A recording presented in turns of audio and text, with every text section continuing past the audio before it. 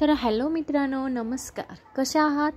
I hope की तुम्ही सगळेजण खूप मजेत असाल आणि मजेतच असलं पाहिजे. तर आता समोरची डिश पाहून तुमच्या मनात नक्की प्रश्न आला असेल की नेमकं ह्या काय बनवत आहेत. तर मित्रांनो, आज आपण बनवणार आहोत मस्त असं चमचमीत चिकन.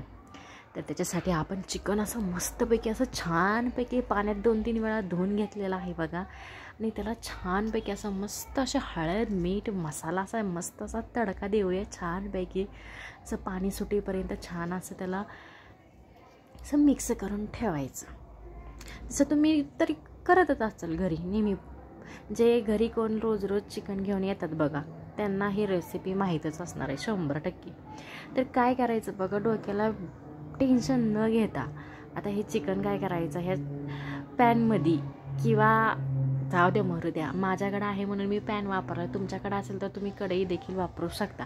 त्या कढईत टाकायचं थोडंसं तेल. ज्यांना जास्त तेलकट हवं असेल त्यांनी भरपूर तेल टाका आणि ज्यांना कमी तेलकट हवं असेल त्यांनी कमी तेल टाका. आणि काय करायचं, मस्तपैकी इकडून तिकडून एक दोन वेळा हलवायचं.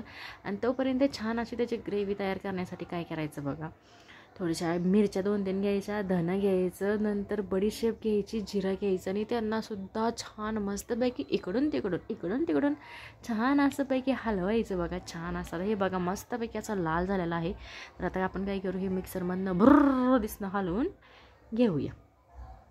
तर आता इकडं आम्ही काय करते, कढई तापायत होते आणि त्याच्यामध्ये हा कढीपत्ता आणि हे जे आहेत ना, हे मसालेमधले पावणे तुम्हाला माहीतच असतील.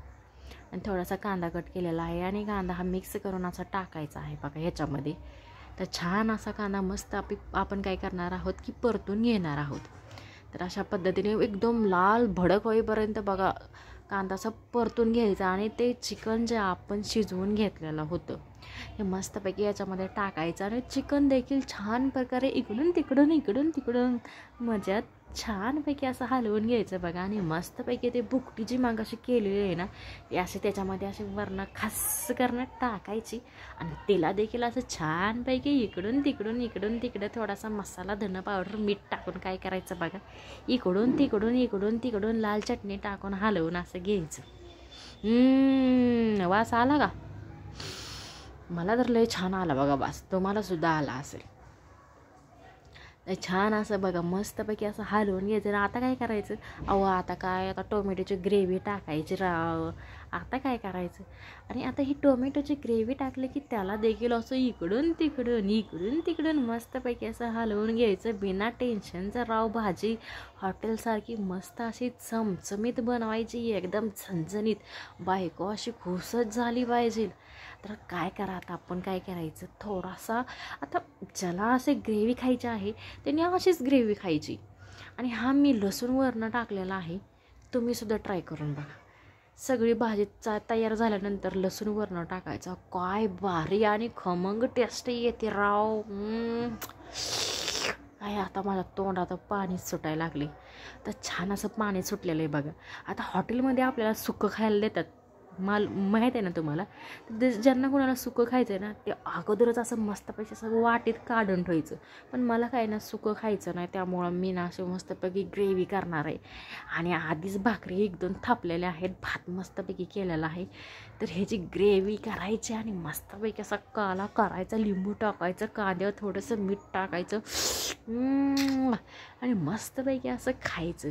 तर आता आपण ह्याला 1-2 अशा उकळ्या फुटून देऊया. आता ही नॉर्मल ह्याला उकळी फुटायला लागलेली आहे बघा.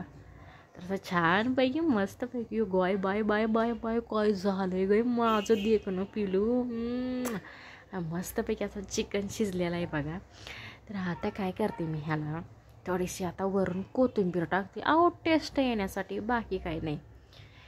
नाहीतर तुम्ही म्हणाल ह्याला काही नवरीसारखी सजवायला लागलाय का काय तुम्ही, तर असं काही नाही, वरून टेस्ट येण्यासाठी. आणि बाकीचे बघा, हे असं करा तसं करा असं करून नुसतं डोकं रेसिपी सांगताना पाक रेसिपी करायची बी इच्छा राहत नाही. एवढं ते रेसिपीमध्ये आपल्याला ज्ञान देत असतात. तर एकदम साध्या सिंपल पद्धतीने आपली रेसिपी असते. तर आपली बघा हे मस्तपैकी अशी भाजी तयार झालेली आहे. तर आता मी काय करते, आता ताट घेते आणि त्या ताटामध्ये छान अशा भाकरी